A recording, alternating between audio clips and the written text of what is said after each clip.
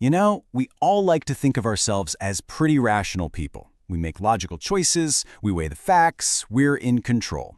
But what if that feeling of control, that sense of, perfect objectivity, what if it's mostly just an illusion? Today, we're going to dive into that gap between how rational we think we are and how we actually really behave. So let me just ask you this straight up. That car you decided to buy, the apartment you chose, even your opinion on a big issue. Are those decisions really 100% yours? Or could they be quietly shaped by forces you don't even see? And this is where the work of behavioral economist Dan Ariely is so fascinating. He makes this incredible point. Our mistakes are little bits of irrationality. They're not just random glitches in the system. Nope. They follow very specific patterns. And the best part? If they're systematic, it means they're predictable. And if we can understand those patterns, we can start to understand ourselves in a whole new way. So, our journey starts with something really basic: perception. We think we see the world as it is, like we're looking through a clear window.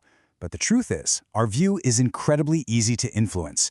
Our minds are always searching for a starting point, a reference, an anchor. This little quirk is called the anchoring bias. And what it means is that the very first piece of information we get, even if it's totally random and makes no sense, can dramatically skew everything that comes after. And there is an absolutely brilliant experiment that shows just how deep this goes. Okay, so picture this. Researchers get a group of smart MIT students together. They have them do 3 simple things. First, just write down the last 2 digits of their social security number. A completely random number, right? Second, they're asked, hey, would you pay that amount in dollars for, say, this bottle of wine? And finally, they place a real bid in an auction for that wine. The big question is, could that random number possibly change how much real money they're willing to spend? Well, the results were just stunning. The students whose social security numbers ended in high digits like 80 to 99, they bid on average 346% more than the students with low numbers. Let that sink in. That completely arbitrary number got stuck in their heads as an anchor, and it fundamentally changed what they thought that wine was worth. Wild, right? And this idea that expectations can change our reality is not just about money. Check this out. In another study, people were given a free beer that secretly had a few drops of balsamic vinegar in it. Now, the group that tasted the beer first and was then told about the secret ingredient, they actually liked it. But the other group, the one that was told about the vinegar before they took a sip, they hated it.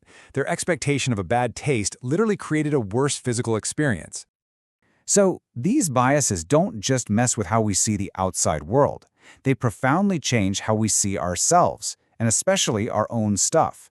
It turns out we're all walking around with this powerful little voice in our head that says, mine is better. Just look at this famous experiment from Duke University, where basketball tickets are basically treasure. Students won a lottery to get these tickets. So researchers went and asked the students who didn't win what they'd pay for a ticket. The average answer was about $175. Okay, fair enough. But then they asked the winners what they'd sell their ticket for. The average price? $2,400. The only thing that changed was a little bit of luck. This is a classic example of what's called the endowment effect. The second something becomes mine, its value just skyrockets in our brain.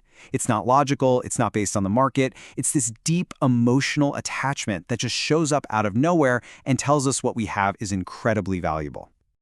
And this feeling gets even more intense when we pour our own effort into something. They call it the IKEA effect, and you've probably felt it.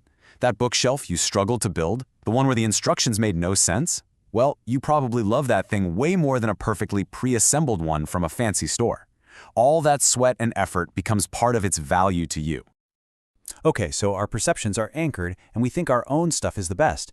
But what about our moral compass? I mean, surely our sense of right and wrong is stable, right?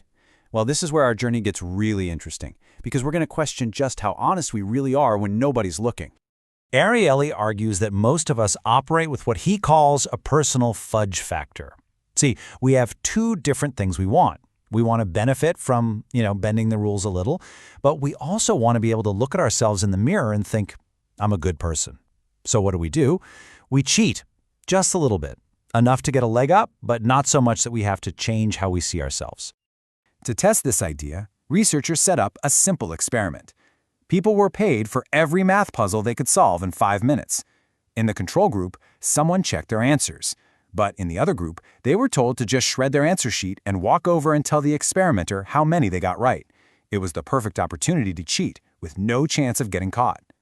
Now, this is where the data gets so revealing. The control group, the ones who couldn't cheat, solved about 3 problems on average. The group that could shred their answers and cheat, they claimed to have solved 5.5.